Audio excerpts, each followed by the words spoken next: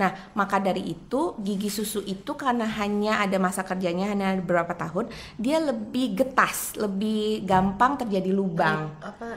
Rapuh. Benar, rapuh.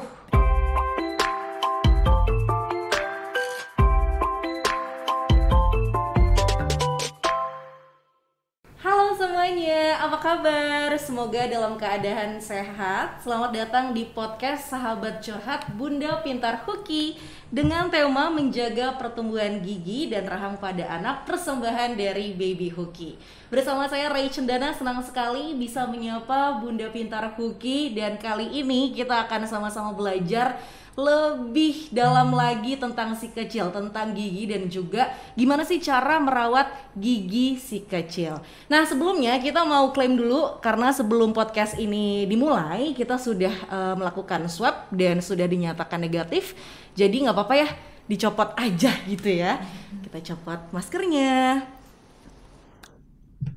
Oke, nah hari ini luar biasa sekali karena berdasarkan informasi yang Ray dapatkan, Indonesia kan sudah masuk ke endemi COVID-19. Artinya udah nggak pandemi COVID-19 lagi nih, tapi kita sama-sama belajar gimana caranya untuk hidup bersama dengan COVID-19. Ya, mudah-mudahan aja di tahun 2022 ini bisa tercapai endemi COVID-19 di Indonesia dan cuacanya juga baik-baik aja supaya Bunda Pintar Huki, si kecil dan keluarga di rumah juga dalam keadaan sehat. Amin.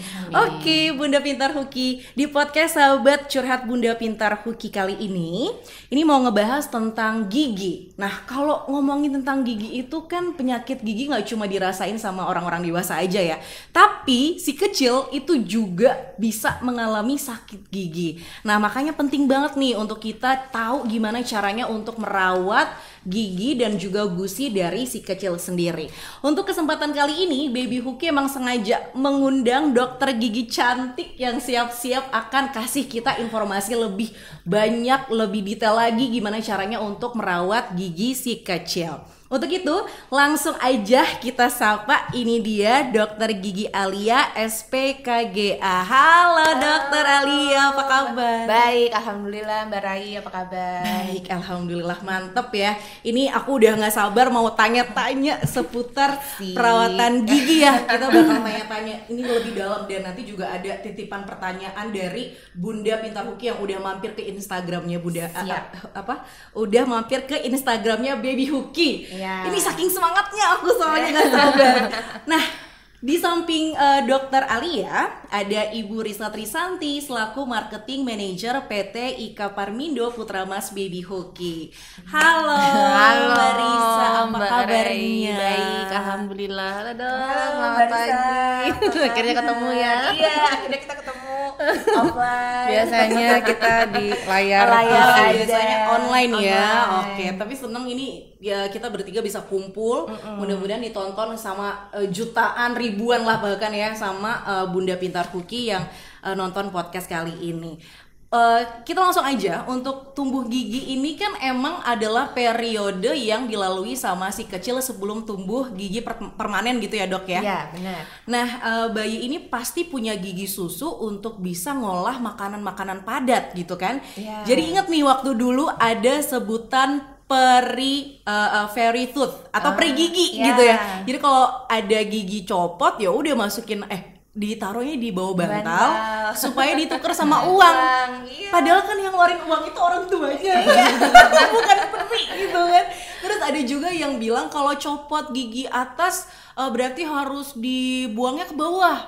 Kalau misalkan copot di gigi bawah berarti harus dibuangnya ke atap genteng gitu. Dan jujurly aku juga gitu di waktu kecil. Ayo Bunda Pintar Huki, apakah kayak gitu juga di rumah nih? Kayaknya jawabannya iya gitu kan. Tapi ya itulah mitos-mitos yang beredar gitu kan. Bener. Tapi yang paling terpenting sih sebenarnya bukan mitosnya, tapi bagaimana caranya untuk merawat gigi si kecil supaya bisa baik-baik aja, nggak ada bolong, nggak ada yang perubahan gigi juga gitu kan. Nah, tapi ada juga nih yang belum tahu atau kayak menganggap ini tuh enteng, sakit gigi si kecil, udahlah pasti bisa kok, itu kan baru gigi susu doang, bukan susu permanen. Nah, kalau untuk Dokter Alia tanggapannya seperti apa? Jadi gigi susu itu memang sangat amat penting. Ya kan, as we know, kita itu kan makan 2 kali 3 kali sehari itu melalui mana? Mulut kan. Jadi mulut itu adalah jendela untuk organ dalam sebenarnya. Kalau ini kok bahasaku. Jadi kita masukin makanan kecil itu kan memang pasti ibu-ibu, bunda-bunda Huki ini pasti semuanya pada ngasih yang terbaik lah. Kita sebagai orang tua pasti memberikan yang terbaik. Lalu bagaimana kita mau memberikan yang terbaik kalau di dalam mulut gigi si kecil itu penuh lubang ataupun ada infeksinya? Gak nyaman ya? Gak nyaman. Atau susunan giginya gak baik. Itu kan yang menjadi masalah buat kita. Jadi seberapa penting gigi susu sangat amat penting. Karena gigi susu itu di bawah setiap gigi susu yang sudah tumbuh ada gigi tetap yang sedang bertumbuh.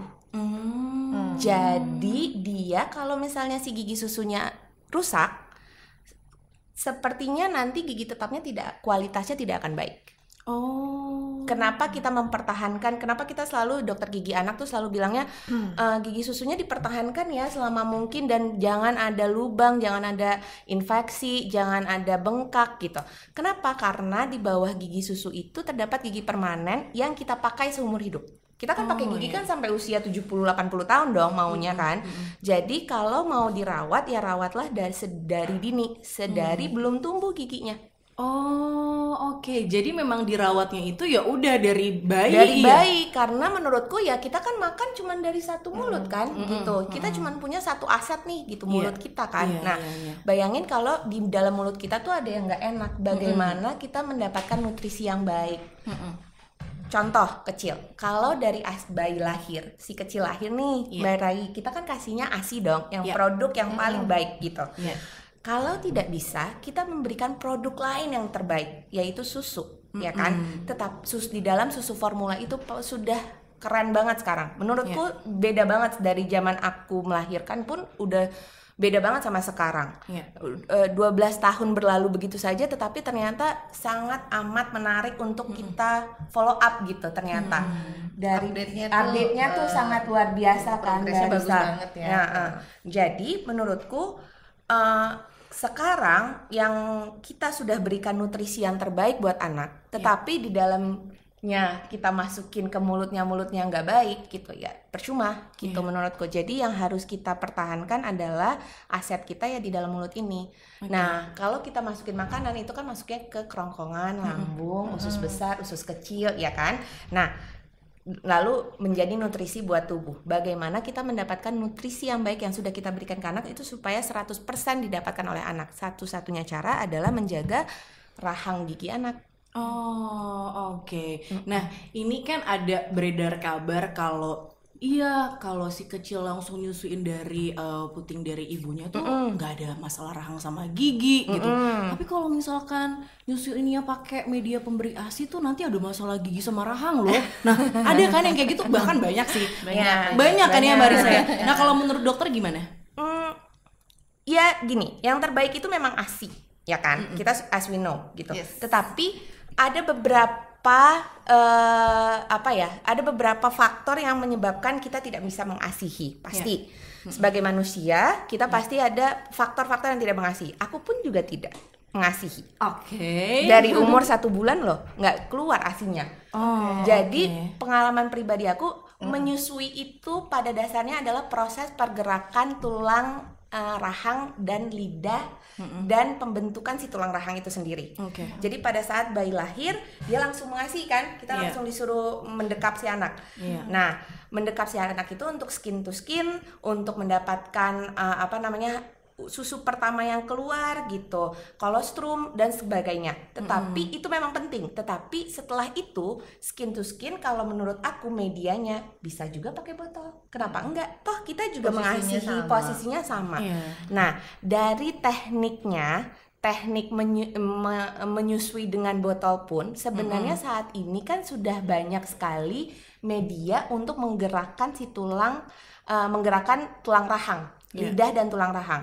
Contohnya aku ambil ortodontic dot, ya kan? Ortodontic dot itu memang berbeda. Kita kalau di dokter gigi tuh ada nursery nipple sama ada drinking nipple.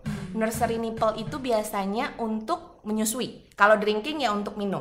Nah, Yang dimaksud dengan nursery nipple itu hampir sama dengan tekniknya ortodontic dot. Jadi si lidah itu pada saat menyusui, kalau ortodontik itu biasanya kan lebar kan ya Mbak Risa ya. Nah terus udah gitu dia pipih ke atas gitu kan. Pada saat menyusui dia menekan si palatum atau lak-lakan gigi atas, permukaan atas sehingga menutup. Itu fungsinya untuk pergerakan rahang, untuk membuka rahang. Pada saat kita mengasihi langsung ataupun pada saat pakai media itu sama persis sebenarnya. Jadi keuntungan mengasihi skin to skin, aku setuju. Tapi pada saat kita menyusui pakai dot, masa kita nggak skin to skin? Ya pastilah kita gendong anak kita, kita dekep, kita berikan dengan kasih sayang kan tentunya. Itu udah skin to skin. Jadi proses itu yang tidak berkurang menurutku. Masih ada harapan lah ya Dok untuk yang tidak mengasihi secara langsung, tidak kehilangan momen skin to skin yang penting itu gitu ya.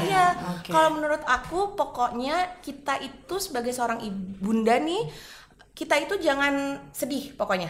Yang penting adalah bunda tuh harus tetap gembira loh. Gitu, ya kan? Kreatif mencari smart way. Ya kan? Aku setuju. Makanya waktu pas Rai sudah melahirkan dan memang ada kepentingan siaran gitu kan, otomatis kan aku emang harus ke studio dan meninggalkan bayi.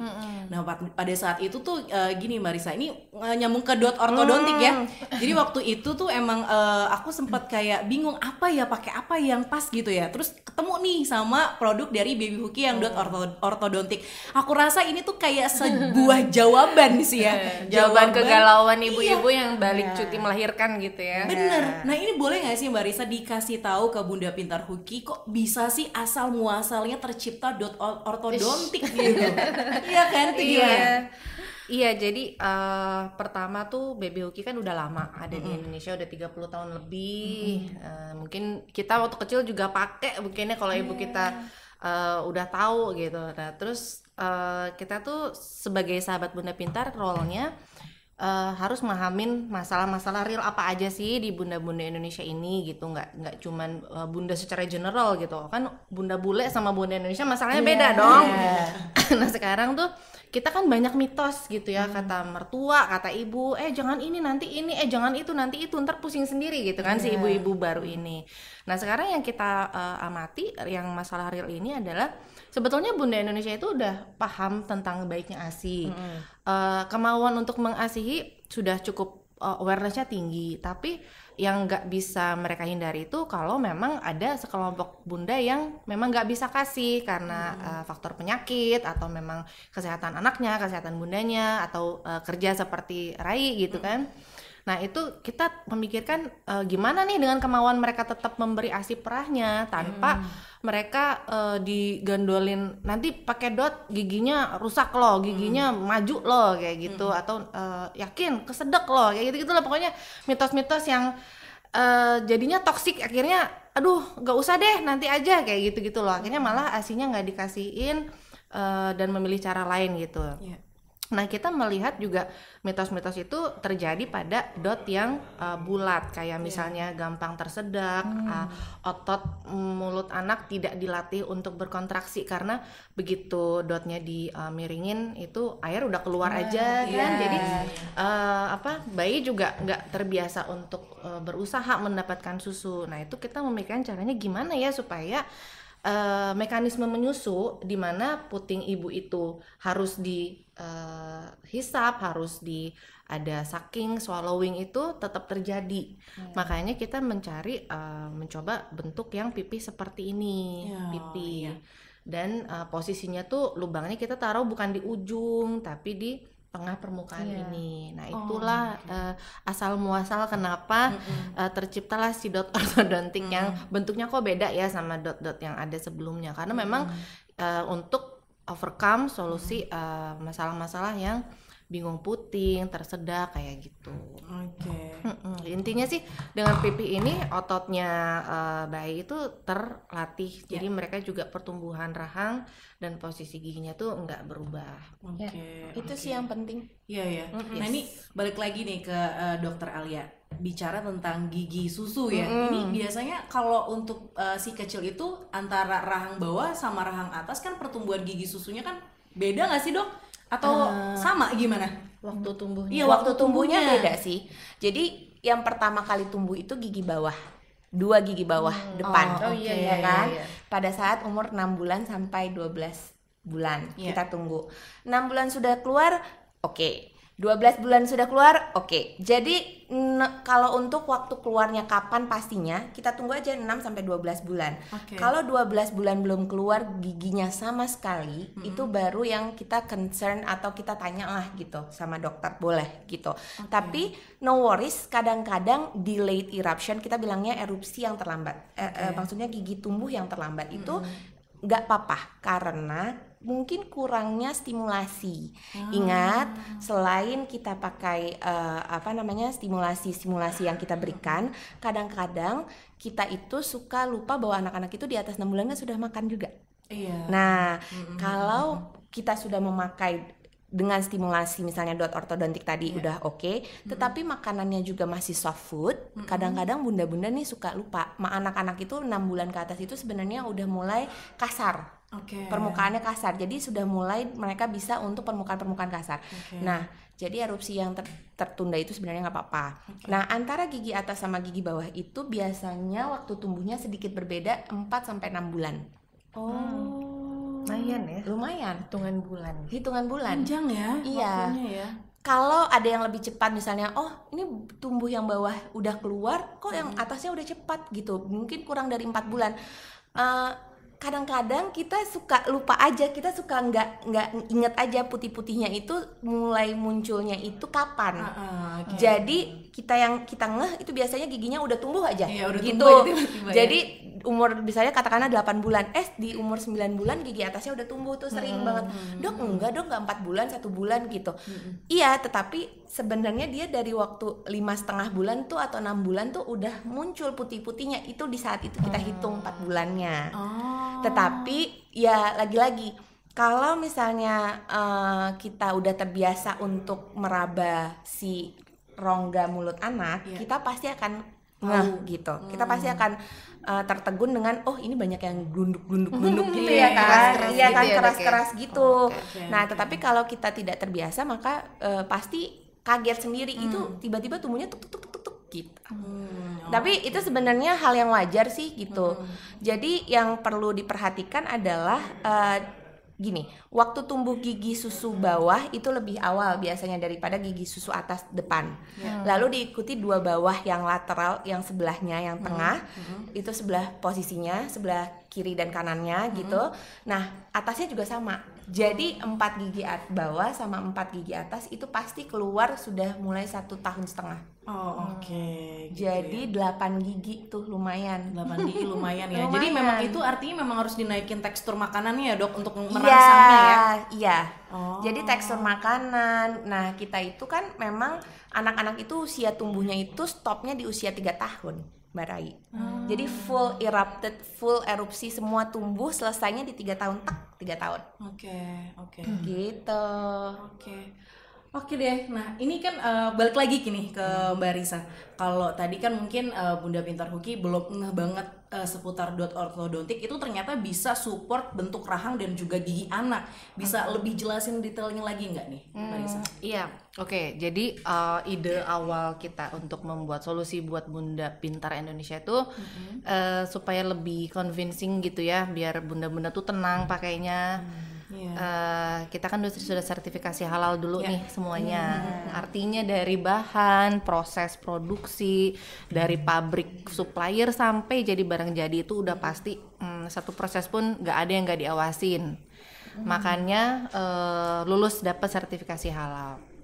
Jadi no worries ya soal kualitas dan higienis. Kemudian kita juga tahu nih namanya ibu muda kan suka mempertanyakan lagi, ini bener apa enggak sih kok semuanya bilang berkualitas gitu. Semua merek kan pasti bilang berkualitas. Jadi kita uji kliniskan tuh yang tadi kita bilang ini tidak bikin pergeseran tempat tumbuhnya gigi, kemudian tidak merubah bentuk rahang, itu sudah diuji kliniskan. Karena yang diujikan itu kita yakin banget dengan bentuknya yang pipih seperti ini. Ketika masuk ke dalam mulut di atas lidah, dia itu tidak memberikan tekanan negatif yang berlebih ke arah palatum atau langit-langit. Palatum ya, Dok ya? Benar. Nah, kalau misalnya pemakaian jangka panjang pun jadi nggak menekan langit-langit, itu kan kalau langit-langit terlalu lama ditekan, dia akan terangkat dan posisi gigi ini yang akan berubah gitu, yang tergeser seperti itu. Itu yang biasanya kalau dot bulat yang tidak pipih merubah posisi gigi itu ceritanya kayak gitu, gitu Mbak Rai. Jadi ini semua sudah teruji klinis untuk dengan hasil pertumbuhan rahang normal, jarak antara apa dok namanya yang depan sama atas tuh jarak gigitan, apa namanya deep bite. Ya itu bite apa namanya gigitan atas dengan gigitan bawah. Biasanya kita mengukur gigitan atas sama gigitan bawah supaya tidak terlalu 100%. Jadi gigitan gigi atas sama gigi bawah itu harus tertutupi hanya 40%. Iya, dan itu tetap normal setelah diujikan kepada anak-anak yang sudah 2 tahun memakai, itu pun hasilnya mereka ukurannya masih tetap normal gitu. Jadi tidak ada perubahan yang dirubah oleh si pemakaian buat dot ortodontik ini.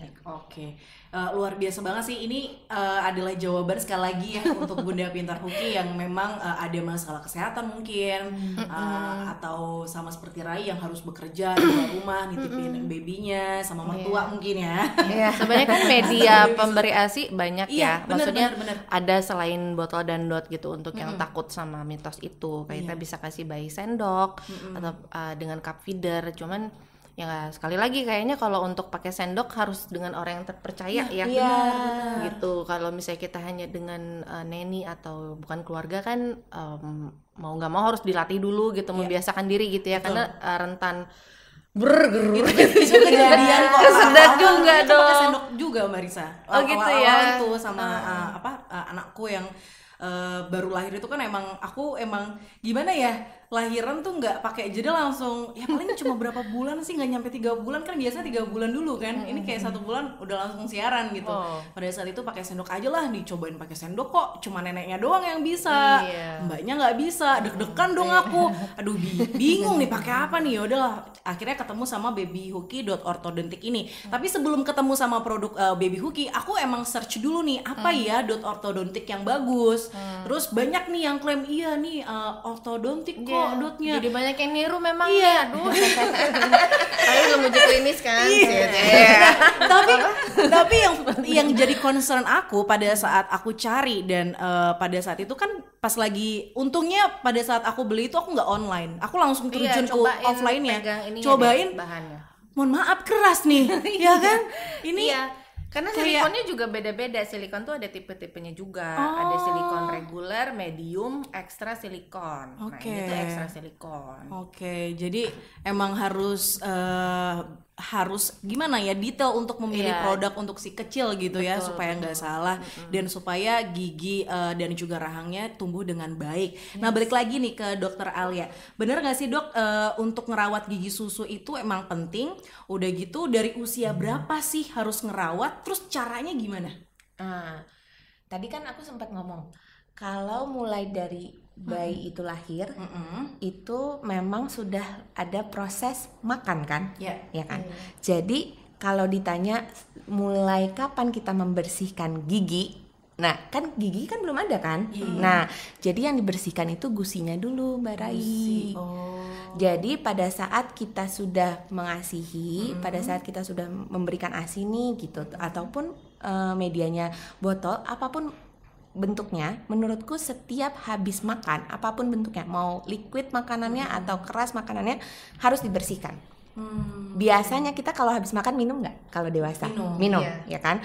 Itu minum itu sebenarnya proses pembersihan dewasa. Karena kita udah statis, kita udah pasti nih kalau habis makan minum gitu. Minum itu tujuannya adalah untuk membersihkan gigi, ya kan? Jadi menambah, mengurangi sisa-sisa makanan di dalam mulut.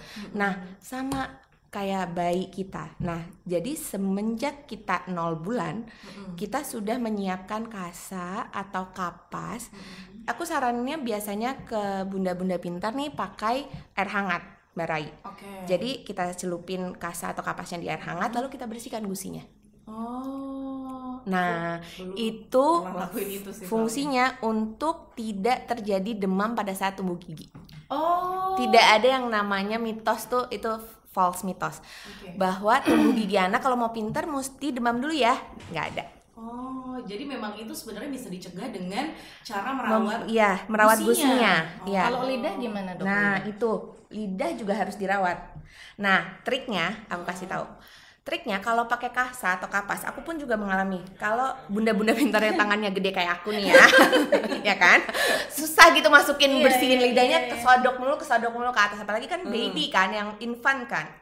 Aku tuh dulu pakai ini loh, pakai finger brush. Masukin ke ini karena kalau pakai kasa di jari kelingking nggak akan bisa seperti jari telunjuk lepas iya. Nah akhirnya aku pakai finger brush karena kan dia silikon gitu. Terus aku tarik lidahnya karena sumber makanan bagi bayi itu adalah susu, mau itu ASI mau itu susu formula. Nah buat kita nempelnya itu di gusi dan di lidah itu banyak kita bilangnya kayak partikel sedikit agak susah untuk dibersihkan. Jadi kita mesti konsentrasi di lidah. Kalau di gusi lebih enak karena dia sekali membersihkan bagiannya gusi itu sudah hilang. Tetapi kalau lidah tuh mesti ditarik lagi. Tapi kita harus perhatikan lidah. Kenapa? Karena lidah itu sumber bakteri. Jadi kadang-kadang gusinya tuh bisa bersih. Kadang-kadang bunda-bunda pintar nih suka ngomong sama aku, Dok gitu, giginya bagus, nggak ada lubang kata dokter, tapi kenapa aroma mulutnya suka bau? Lidahnya. Jadi dari bayi itu lidahnya kita harus bersihkan supaya tidak ada sisa-sisa makanan yang menempel pada lidah. Aku kadang-kadang suka tipsnya adalah kalau kasa dan kapas tidak bisa, pakai cotton ball tidak bisa untuk area lidah, maka kita harus pakai bantuan. Kadang-kadang suka pakai bantuannya finger brush.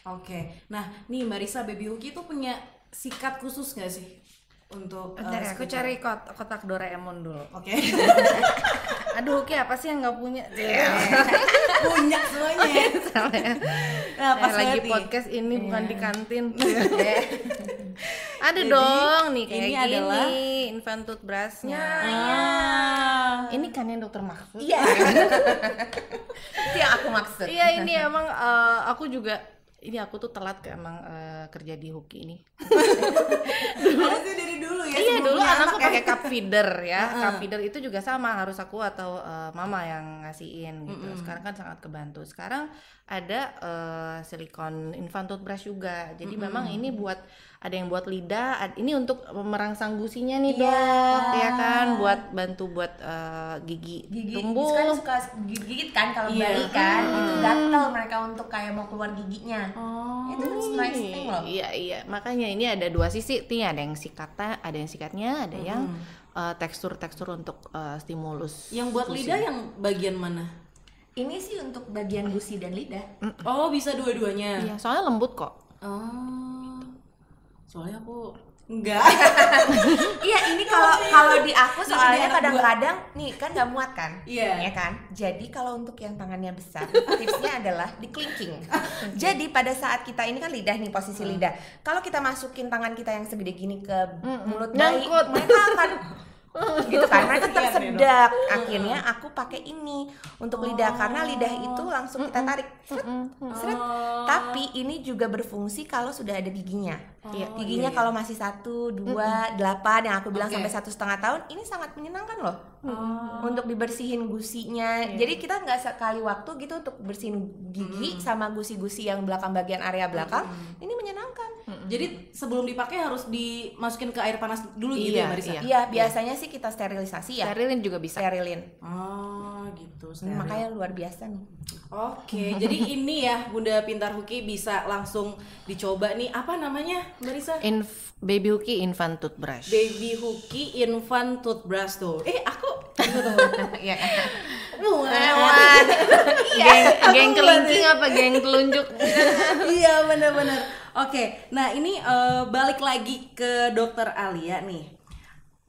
Aku sekalian konsultasi sama Dokter Alia juga ya. Ini kan sebenarnya gigi susu dari anakku tuh udah kayak berubah warna gitu loh Dok. Yang tadinya warnanya putih tiba-tiba menguning gitu. Jadi gimana ya biar bisa tetap baik-baik aja gitu giginya? Ya, jadi gigi yang kuning itu biasanya kita bilangnya white spot. Pertama tuh terjadinya lubang itu prosesnya tuh panjang sebenarnya. Tetapi kalau gigi susu yang perlu diperhatikan adalah Bunda Pintar, gigi susu itu dengan gigi dewasa itu udah pasti beda. Gigi susu itu hanya diciptakan Tuhan hanya untuk beberapa tahun. Ya kan, masa kerjanya adalah gitu. Kalau gigi dewasa itu tidak ada masa kerja sampai kita meninggal pun kayaknya kalau masih ada giginya ya udah biarin aja gitu kan. Nah, maka dari itu gigi susu itu karena hanya ada masa kerjanya hanya beberapa tahun, dia lebih getas, lebih gampang terjadi lubang. Rapuh. Benar, rapuh gitu. Nah, jadinya pada saat yang tadi aku bilang poinnya adalah kalau kita membersihkan gigi anak sehabis makan, mau makan liquid ataupun padat, itu udah pasti gigi itu terselamatkan dengan sendirinya. Sama satu lagi sih ini, air putih. Air putih juga harus diperhatikan. Jadi mau air putihnya didot itu juga, dulu tuh waktu zaman aku melahirkan ya, di bawah 6 bulan kan nggak boleh pakai air putih tuh kan, gitu. Ada DSA yang bilang bahwa jangan pakai air putih ya gitu.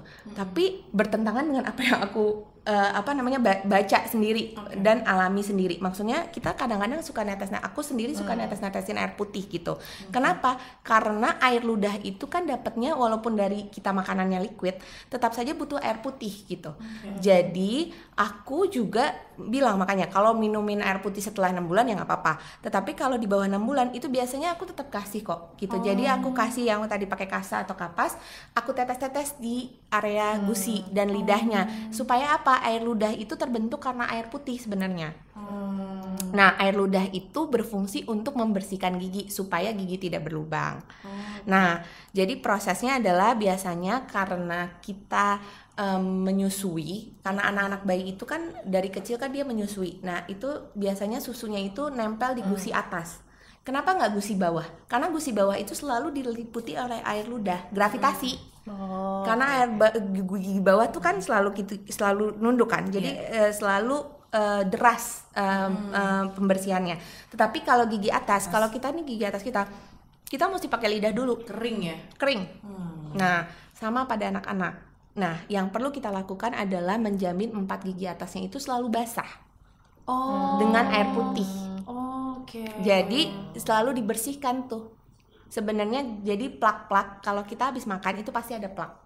Nah, di anak-anak juga begitu karena mereka minumnya liquid pasti lebih nempel ke gigi. Ya kan karena liquid kan, karena ASI dan susu itu kan nempelnya ke gigi lebih cekat gitu. Karena mereka merupakan air gitu. Prosesnya juga pasti ke giginya juga gampang untuk terserap gitu. Nah, biasanya terjadi white spot, pertama nempel lama, terus jadi white spot tuh keputihan, titik-titik putih, bercak-bercak putih. Lalu setelah white spot itu terjadi kuning. Biasanya Bunda Pintar menyebutnya itu dengan kalkulus nih dok gitu. Sebenarnya itu bukan kalkulus juga, bukan karang gigi. Tetapi itu sudah terjadi pembentukan lubang.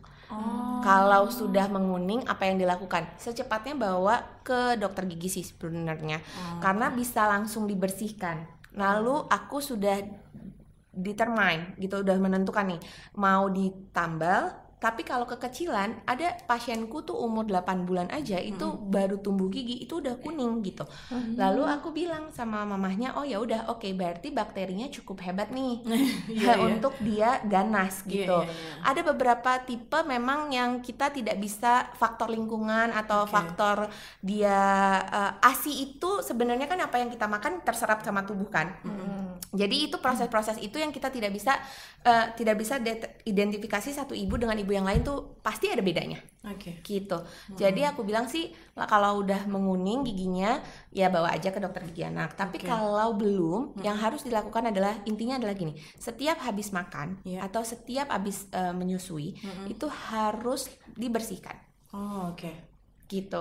Mau 10 kali menyusui juga sehari, kalau misalnya bayi baru lahir itu 10 kalinya itu 2 detik sih sebenarnya. Maksudnya langsung kalau misalnya udah tidur bayinya takut terbangun nggak apa-apa. Sebenarnya kalau aku buktiin loh, anakku kalau misalnya habis minum susu dia sampai gede gitu dia udah bisa pegang botol aja sendiri, aku ganti botolnya dengan air putih, itu dia langsung.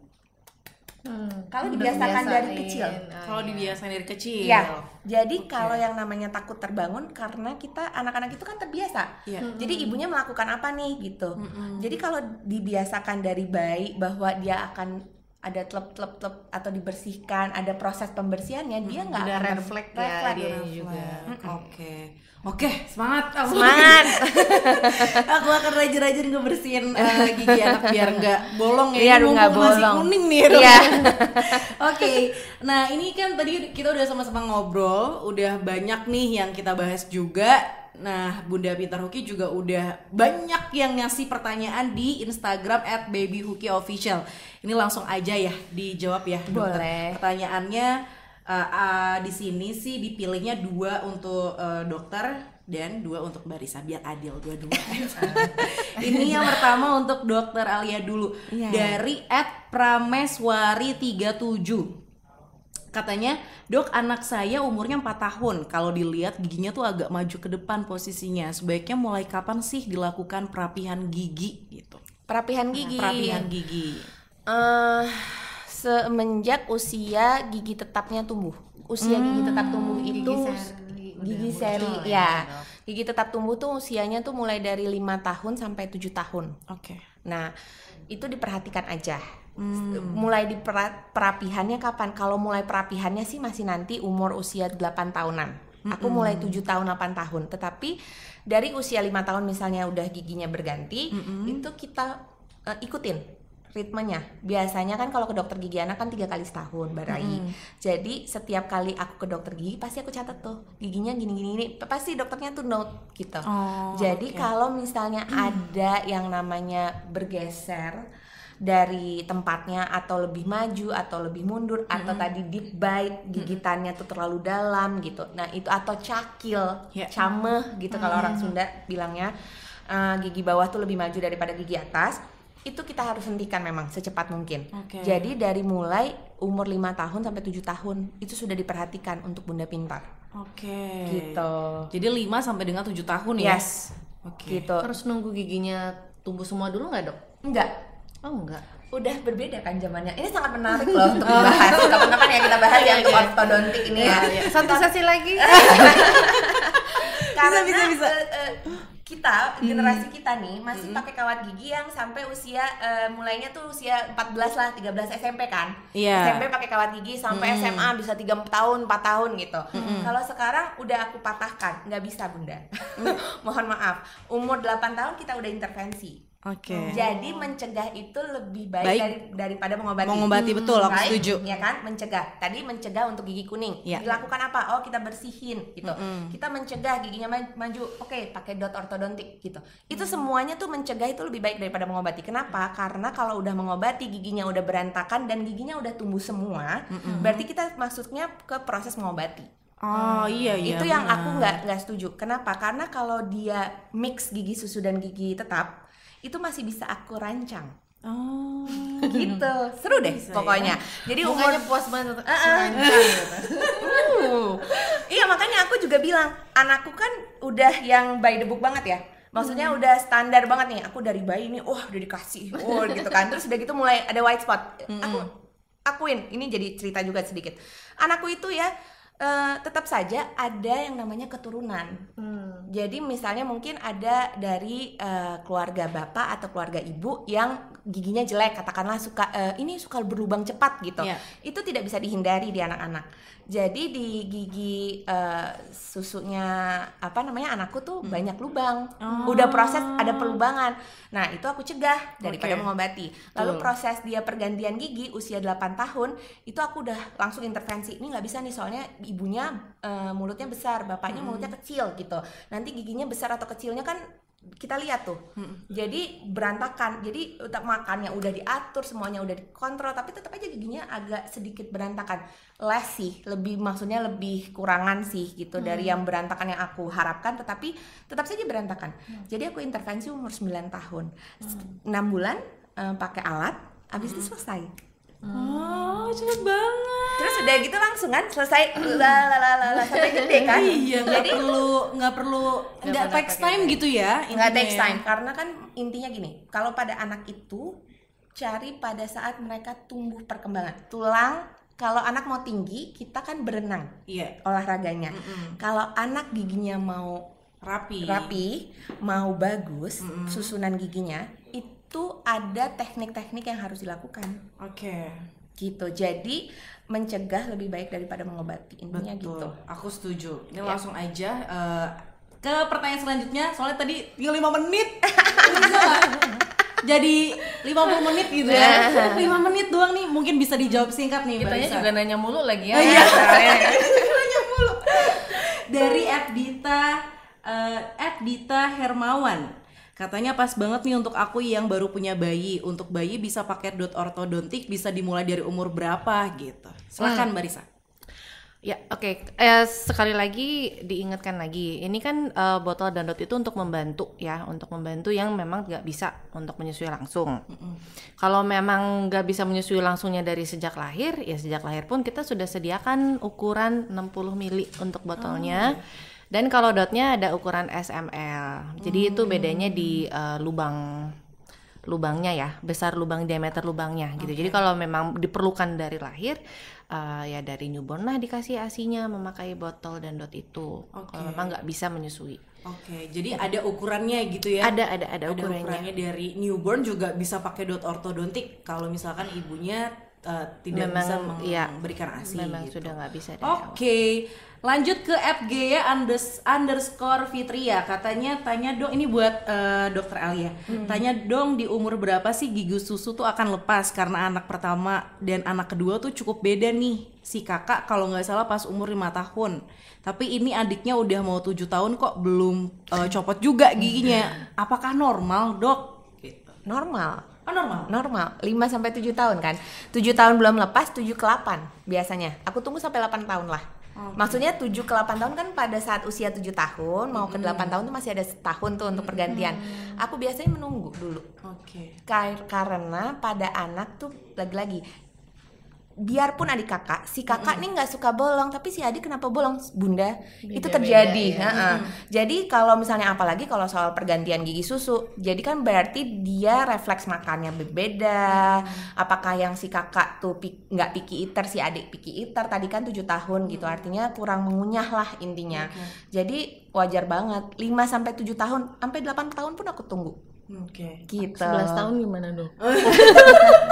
Harus cabut ya? Harus ambil. Tapi kan kalau 11 tahun itu sebenarnya untuk gigi geraham ya. Jadi kan gigi seri itu 5 sampai 7 tahun. Gigi geraham itu ada usia 10 sampai 12 tahun tuh. Gigi taring tuh yang paling terakhir, gigi taring atas. 12 tahun tuh biasanya gigi taring tuh. Gitu. Jadi kalau setiap gigi itu beda-beda usia lepasnya dan usia tumbuh gigi tetapnya. Gitu. Jadi itu ya udah terjawab ya tadi dari @gaya_fitria. Artinya normal aja, nggak apa-apa gitu. Jadi tungguin aja. Oke deh kalau gitu, terima kasih banyak untuk Mbak Risa, terima kasih banyak untuk Dokter Alia. Ini semoga bermanfaat untuk Bunda Pintar Hoki yang lagi nonton podcast kali ini. Dan mohon maaf sekali karena ada beberapa pertanyaan dari Bunda Pintar Hoki yang nggak bisa diutarakan gitu ya, nggak bisa disampaikan karena banyak dan waktunya juga kita terbatas banget ya. Mbak Risa, besok bikin podcast 1,5 jam. Iya deh, gimana nih? 1,5 jam ya. Oke deh kalau gitu, terima kasih sekali lagi buat Mbak Risa dan juga untuk Dokter Alia. Terima kasih banyak Bunda Pintar Hoki yang sudah menyaksikan podcast Curhat Sahabat Bunda Pintar Hoki. Saatnya Rai Chandana pamit undur diri dulu. Jangan lupa untuk follow Instagram @babyhookieofficial. Baby Hookie, sahabat Bunda Pintar.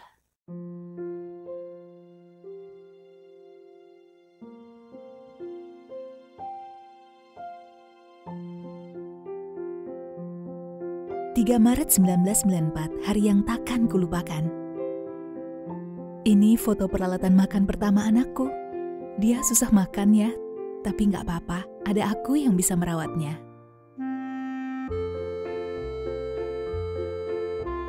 Senyumnya menjadi semangat hari-hariku.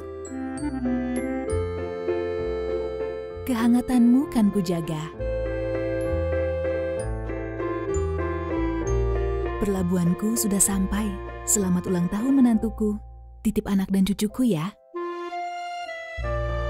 Puluhan tahun kami menjaga keluarga Indonesia dengan rasa aman dan nyaman yang tersebar luas di seluruh penjuru Indonesia. Baby Huki, 30 tahun terpercaya, sahabat Bunda Pintar.